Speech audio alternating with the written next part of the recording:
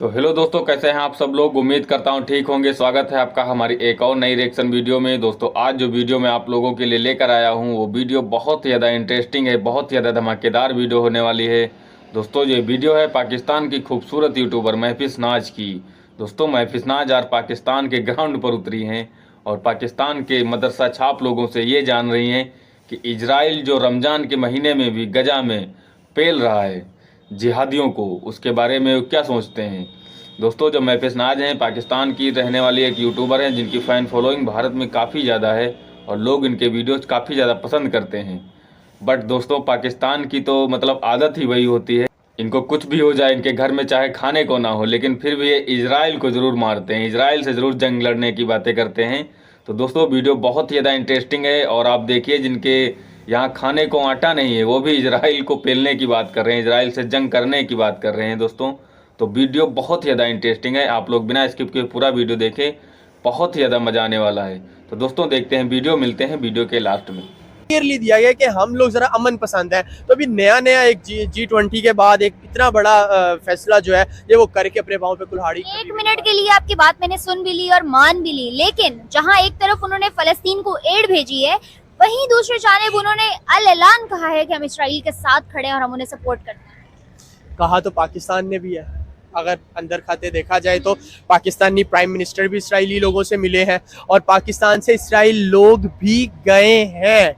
ये on record में बात बता रहा हूँ, पाकिस्तान से इसराइल लोग गए हैं। अगर मैं यहाँ पे किसी एक इंटर के स्टूडेंट से भी पूछूंगा, वो भी आपको यही कहेगा कि हम इतना ज़्यादा स्ट्रॉन्ग नहीं थे जब हमने पहला अटैक किया।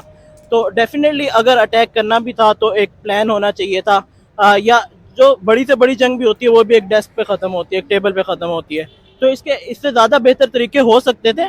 और अभी हम प्रोक्सी वार की एज में हैं, अभी हम इस तरह अटैक नहीं कर सकते, हमारे पास इतने मिलिट्री एसेट भी नहीं है, हमारे पास इतना यानी असला वगैरह। इसराइल नहीं लेगा क्योंकि वो पाकिस्तान के रिलेशन बनाना चाहते हैं और जिसके बैक एंड पे उन्होंने काफ़ी काम भी किया है। अगर वो बनाना चाहते हैं तो इस वक्त पाकिस्तान तो पूरा फलस्तीन के साथ खड़ा है, इसराइल के साथ तो नहीं खड़ा। लेकिन वो ब्लड को ब्लड से ख़त्म नहीं करेंगे ना। जो पाकिस्तान जैसे चाहता है उनको मतलब पाकिस्तान उनको डिक्लेयर करता है टेररिस्ट, लेकिन वो ये नहीं चाहते ऐसा, वो पाकिस्तान के रिलेशन चाहते हैं। क्यों, उनको क्या benefit? Israel all over the world दुनिया को कंट्रोल कर रहा है, ठीक है, तो उनके जो है ना पॉलिटिकल बेनिफिट्स हैं। पहले इंडिया से कुछ अच्छी एक्सपेक्टेशंस तो हम नहीं रख सकते। क्यों? वो तो शायद पाकिस्तान को भी टेररिस्ट ऑलरेडी डिक्लेयर करता है अपने मीडिया के ऊपर। तो क्या गलत है? बिल्कुल गलत है। पाकिस्तान को तो हम लोग खुद भी दहशतगर्द मानते हैं। हमारी आज आप देखें लश्कर तैयबा हो गई, जैश मोहम्मद, इस तरह की काफी तंजीमें हैं जिनको हम खुद भी दहशतगर्द तंजीमें कहते हैं। नहीं देखें, ना पाकिस्तान आर्मी ना कोई इस तरह की चीज इसको ओन करती है, ना पाकिस्तान इसकी वजह से डिक्लेयर हो सकता है एज अ दहशतगर्द कंट्री। तो पाकिस्तान के साथ इस तरह के लोग एसोसिएट तो हैं, लेकिन पाकिस्तान इटसेल्फ तो ऐसा नहीं है। अस्सलाम वालेकुम व्यूअर्स, आई एम विशाल और आप लोग देख रहे हैं मेरा और आपका यूट्यूब चैनल। आज हम मौजूद पाकिस्तानी अवाम से जिस मुद्दे पे हम बात करने जा रहे हैं, मुद्दा बड़ा ही संगीन है। बात करेंगे इसराइल की, फलस्तीन की, हिंदुस्तान की, पाकिस्तान की और इधर उधर जुड़े हुए बाकी तमाम ममालिक की। जी हाँ, इसराइल की जानिब से बयान आया है इंडिया को। उन्होंने कहा है कि हिंदुस्तान हमास को टेररिस्ट डिक्लेयर कर दे। अब सवाल ये है कि क्या हिंदुस्तान इसके बारे में पॉजिटिव स्टांस लेगा या नेगेटिव, हमास को टेररिस्ट डिक्लेयर करेगा या नहीं। आने वाले वक्तों में इसराइल को इससे क्या मफाद हो सकता है और इंडिया को क्या मफाद हो सकता है, इंडिया इन रिटर्न क्या फेवर्स मांग सकता है इसराइल से, जानते हैं पाकिस्तानी अवाम से। ऑन अनदर हैंड शेड पुतिन ने कहा है कि ये ब्लडशेड की जंग जो है ये पूरे मिडल ईस्ट को अपनी जद में ले लेगी अगर इसको नहीं रोका गया। इस वजह से जो भी लोग इसको दाना चोगा छुपे रुस्तमों की तरह डाल रहे हैं वो काइंडली मत डालें ताकि ये जंग यही थम जाए और बहुत सी जानें बच सकती हैं आने वाले वक्तों में। इन तमाम चीज़ों को देखते हुए पाकिस्तानी अवाम क्या राय रखती है, क्या कहना चाहती है, जानते हैं उनसे, उसके बारे में मेरा क्या ओपिनियन है ये बताऊंगी वीडियो के एंड में। तब तक के लिए कीप वॉचिंग। अस्सलाम वालेकुम। वालेकुम सलाम। क्या नाम आपका? शहजाद। शहजाद सर, आज का मेरा सवाल ये है कि इसराइल ने इंडिया को कहा है कि हमास को टेररिस्ट डिक्लेयर करें। क्या लगता है आपको, इंडिया ये काम कर दिखाएगा या नहीं? नहीं करेगा। क्यों? क्योंकि अभी इंडिया ने एड भेजी है बहुत ज़्यादा गज़ा में, और अगर आपको पता हो तो जो यूके के प्राइम मिनिस्टर है ऋषि सुनाक, वो भी एक इंडियन है। उन्होंने भी 10 मिलियन की जो एड है वो गज़ा में भेजी है।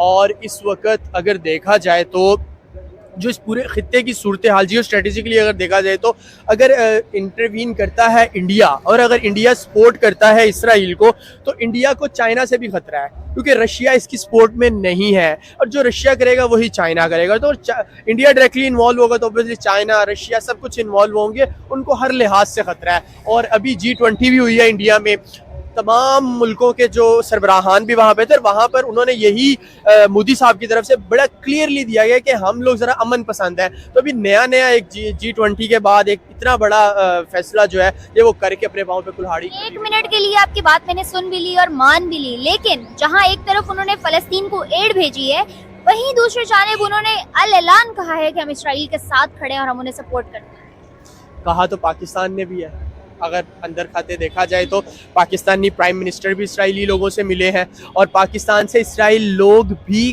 गए हैं। ये ऑन रिकॉर्ड में बात बता रहा हूँ, पाकिस्तान से इसराइल लोग गए हैं। इस तरह अगर आप अफगानिस्तान की बात करें तो अफगानिस्तान ने भी कहा है कि हम डायरेक्टली अपने मुजाहिदीन को गजा में सपोर्ट में नहीं भेजेंगे, बट हम अगर बैक एंड पे जाके देखा जाए तो ओपनली कोई भी सपोर्ट नहीं कर रहा सिवाय अमेरिका के, और अमेरिका अपने मफादात के लिए कर रहा है। सऊदीया ने जितनी एड दी थी वो सब वापस ले ली है, ईरान ओपनली कर रहा है, शाम लेबनान सब कर रहे हैं। आपको नहीं लगता इसमें इंडिया का भी जियोपॉलिटिकल कंसर्न ये हो सकता है कि इसराइल अभी तक पाकिस्तान को टेररिस्ट डिक्लेयर नहीं करता, तो फलस्तीन को हमास को टेररिस्ट डिक्लेयर करके वो बदले में पाकिस्तान की डिक्लेरेशन मांग ले? नहीं, अगर वो पाकिस्तान की डिक्लेरेशन मांगेगा तो ऑटोमेटिकली वो खुद ही गलत हो जाएगा ना, क्योंकि इस वक्त अकॉर्डिंग टू UN लॉज वो कश्मीर पे वो कब्जा करके बैठे हैं, तो हमारी तो टेररिस्ट हमने तो किसी पे कब्जा नहीं किया। अकॉर्डिंग टू UN लॉज वो कब्जा करके नहीं बैठे हुए हैं, अकॉर्डिंग टू UN लॉज हम आर्मी नहीं हटा रहे हैं। UN की स्टेटमेंट में बहुत वाजे तौर पे लिखा हुआ है कि पहले हम आर्मी हटाएंगे फिर वो एक स्टेप पीछे लेंगे। हमारी आर्मी तो है ही नहीं, हमारी आर्मी तो आज़ाद कश्मीर में, जिसके जो उनके मुताबिक मकबूजा है, और उनकी आर्मी उनके मुताबिक आज़ाद कश्मीर में और हमारे मुताबिक वो मकबूजा कश्मीर। कह रही हूँ कि यूएन की स्टेटमेंट तो फर्स्ट प्रायोरिटी पे हम ही नहीं मान रहे ना, फिर हम यूएन की स्टेटमेंट को तो खैर इससे कोई ताल्लुक है ही नहीं। But according to UN laws ही जो इन्होंने रूल्स इंप्लीमेंट किए थे आज से तकरीबन 2 से 3 साल पहले गालिबन, वो गलत है। उनके अकॉर्डिंगली अगर हम देखें तो वो जो भी एक इमरजेंसी लगी हुई है वो गलत है, हम उसके अकॉर्डिंगली सब चीजें देखते हैं, तो फिर इंडिया जो है वो बीइंग खुद टेररिस्ट एक्ट कर रहा है। समझ गई हूँ प्रॉब्लम इंडिया की इस बात पे कि इसराइल की इस बात पे कि हमास को डिक्लेयर किया जाए, अभी तक इंडिया ने कोई स्टांस नहीं रखा। क्या लगता है आपको इंडिया क्या स्टांस? नहीं रखेगा, ओपनली नहीं रखेगा। हाँ, बैक एंड पे अंदरूनी दरवाजे हर जगह इस्तेमाल करते हैं, पाकिस्तान भी इस्तेमाल कर रहा है। इंडिया डायरेक्टली नहीं इन्वॉल्व होगा इस लड़ाई में। अस्सलाम वालेकुम। वालेकुम अस्सलाम। क्या नाम है आपका? शाहजेब उस्मान। शाहजेब उस्मान सर, आज का मेरा सवाल ये है कि इसराइल ने कहा है कि इंडिया हमास को टेररिस्ट कंट्री डिक्लेयर करे, यानी कि जब तक वो उसे दहशतगर्द डिक्लेयर नहीं करेगा तब तक हमारे और उनके ताल्लुकात अच्छे नहीं हो सकते। आपको क्या लगता है, क्या इसराइल के कहने पे इंडिया जो है ये कदम उठाएगा या नहीं? क्योंकि हम तो इस वक्त फलस्तीन के साथ खड़े हुए हैं ना, बीइंग पाकिस्तानी। देखें, बीइंग पाकिस्तानी तो हम फलस्तीन के साथ खड़े हुए हैं, लेकिन इसमें मैं कहना चाहूँगा बाकी जो से मुस्लिम कंट्रीज़ हैं उनको साथ देना चाहिए, उनको एक आगे आना चाहिए। इसराइल ने लॉबिंग अपनी बहुत अच्छी की हुई है, उनके साथ अमेरिका है, इंडिया का साथ है। तो जब तक पाकिस्तान हम खुद IMF के मकरूज हैं काफ़ी, और आपको पता होगा अभी हमने उनकी शराइत पूरी करनी है, तो इस हवाले से मुझे लगता है एज अ पाकिस्तानी हम इंडिविजुअल जो है ना वो इस पर कोई स्टेप ले नहीं सकेंगे। लेकिन जाहिर सी बात है कि मुझे लगता है कि इसराइल ने इंडिया को कहा है कि आप लोग डिक्लेयर करो उन्हें टेररिस्ट स्टेट। आपको क्या लगता है, क्या इंडिया उनको दहशतगर्द डिक्लेयर करेगा या नहीं करेगा? डेफिनेटली इंडिया जो है इसराइल का साथ देगा तो इंडिया डिक्लेयर करेगा। तो इसमें हमें चाहिए कि हम एज अ मुस्लिम कंट्री जो है इसको अपोज करें जितना हमसे हो सकता है। ठीक है सर, लेकिन जियोपॉलिटिकल पॉइंट ऑफ व्यू से अगर हम उस लेवल पे जाके चीजों को देखें तो हर चीज गिव एंड टेक होती है। अगर इसराइल के कहने पे आज इंडिया हमास को डिक्लेयर करता है एज अ टेररिस्ट स्टेट, तो आने वाले टाइम में वो उनसे भी फेवर मांगेगा, और उनसे फेवर यही हो सकती है कि बहुत से ममालिक पाकिस्तान को टेररिस्ट कंट्री मानते हैं लेकिन इसराइल नहीं मानता, तो बदले में वो पाकिस्तान को टेररिस्ट कंट्री डिक्लेयर करने के लिए डिमांड करेंगे इसराइल से। तो आपको क्या लगता है, क्या इसराइल इस गिव एंड टेक पे पूरा उतर सकता है? डेफिनेटली इसराइल इस पे पूरा उतरेगा। देखें, हमारे पासपोर्ट पे पहले ही हम जानते हैं कि इसराइल को हम नेशन नहीं कंसीडर करते, तो इसी तरह इसराइल को कोई फ़र्क नहीं पड़ता जब तक हम अपनी इकोनॉमी इतनी स्ट्रॉन्ग नहीं कर लेते, जब तक हम बाकी पूरी दुनिया में एक अच्छा इम्पैक्ट नहीं रख लेते, तब तक हमारे लिए एक थ्रेट है। और अगर वो गिव एंड टेक में इसराइल से फेवर मांगेगा भी तो इसराइल डेफिनेटली देगा। हमास हमेशा से जिस तरह गाजा के अंदर जगह टैक्स लेता आया है और जगहगिरी करता आया है, हुकूमत दिखाता आया है, उन तमाम चीज़ों को लेके पूरी दुनिया कह रही है कि वो लोग दहशतगर्दी फैला रहे हैं और वो लोग जो है ना इस तरह से, और पहला अटैक करके उन्होंने इसराइल के ऊपर गलती की है। आप क्या राय रखते हैं इस बारे में? बिल्कुल, देखें, अगर मैं यहाँ पे किसी एक इंटर के स्टूडेंट से भी पूछूंगा, वो भी आपको यही कहेगा कि हम इतना ज़्यादा स्ट्रॉन्ग नहीं थे जब हमने पहला अटैक किया। तो डेफिनेटली अगर अटैक करना भी था तो एक प्लान होना चाहिए था, या जो बड़ी से बड़ी जंग भी होती है वो भी एक डेस्क पे ख़त्म होती है, एक टेबल पे ख़त्म होती है। तो इससे ज़्यादा बेहतर तरीके हो सकते थे। और अभी हम प्रॉक्सी वार की एज में हैं, अभी हम इस तरह अटैक नहीं कर सकते, हमारे पास इतने मिलिट्री एसेट भी नहीं है, हमारे पास इतना यानी असला वगैरह भी नहीं है। तो इस हवाले से ये एक बुरी बात थी कि हमने पहले इस तरह अटैक किया। इन सब चीजों को देखते हुए रशिया के जो प्रेसिडेंट हैं, आपको पता होगा पुतिन जी, उनकी स्टेटमेंट सामने आई है कि ये पूरे मिडल ईस्ट की हार होगी अगर ये जंग नहीं रुकती। तो इसलिए गुजारिश है उन तमाम ममालिक से जो खुफियाना मदद करें कि वो ये मदद रोक दें, नहीं करें, वरना ये जंग बढ़ती बढ़ती पूरे मिडल ईस्ट को तबाह कर देगी।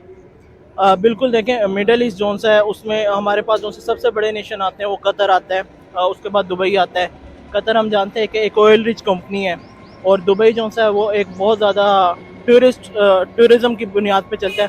तो देखें, जब इन कंट्रीज़ का बाकी यूरोप के साथ भी ख़राब हो जाएंगे सिलसिले, तो एक मिडिल ईस्ट के लिए भी एक बहुत बड़ा झटका होगा, और मिडिल ईस्ट को भी एक इससे बहुत बड़ा फाइनेंशियल क्राइसिस का सामना करना पड़ता है। मेरा ख्याल है इंडिया से कुछ अच्छी एक्सपेक्टेशंस तो हम नहीं रख सकते।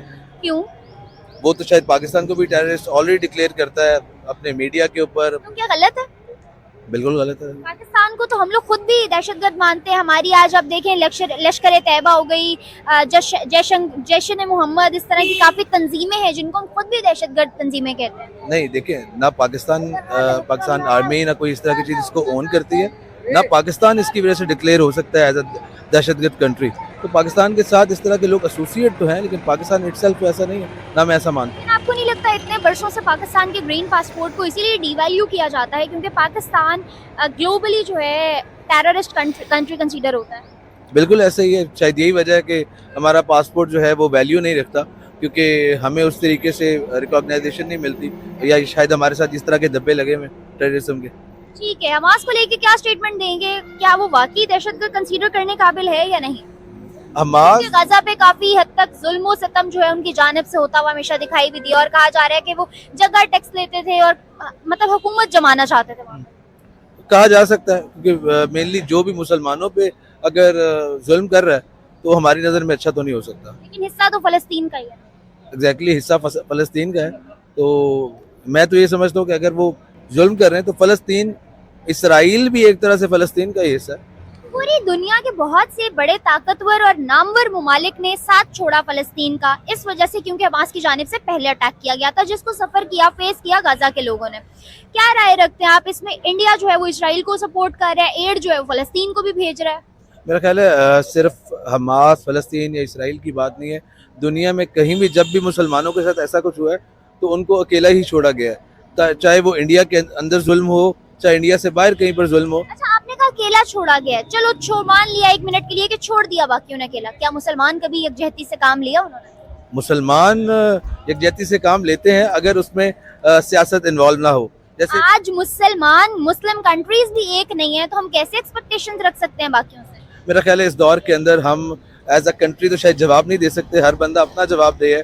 हमारा क्या रोल बनता है हम उसको प्ले कर सकते हैं। जिस तरह आज जो सब चल रहा है इसमें हमारा रोल है हम प्रोटेस्ट कर सकें या कुछ चीज़ रिकॉर्ड करवा सकें अपने सोशल लेकिन मीडिया। ना हम एज अ नेशन रिप्रेजेंट कर रहे हैं इस चीज को, ना हम लोग as a religious point of view से रिप्रेजेंट कर रहे हैं, एज अ कौम हम किसी भी पॉइंट ऑफ व्यू से जो है इसको रिप्रेजेंट नहीं कर रहे हैं।